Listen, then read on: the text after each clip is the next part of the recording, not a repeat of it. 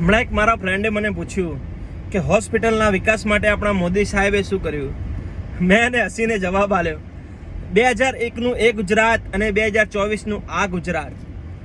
પહેલાં આપણે બધા હોસ્પિટલના બિલ ભરીને થાકી જતા હતા અને અત્યારે હાલ આપણા મોદી સાહેબના આયુષ્યમાન યોજના હેઠળ આપણે લોકો ₹10 લાખ સુધીના હોસ્પિટલના બિલ ફ્રી કરાવ્યા છે.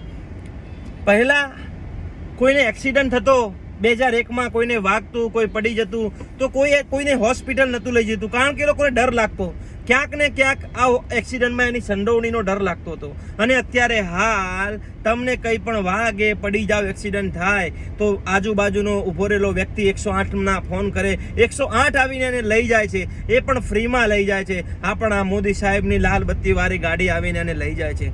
તમે સાંભળ્યું હશે, પહેલાં 2005માં અહીંથી આપણે મોટા મેજર ઓપરેશનો મોટા કરાવવા આપણે ફોરેન જવું પડતું. અત્યારે હાલ તમે લોકોએ સાંભળ્યું છે 2024ના અંદર કે બહારથી ફોરેનર્સો ઓપરેશન કરાવવા આપણા ગુજરાતમાં આવે છે, આપણા અમદાવાદ શહેરમાં આવે છે.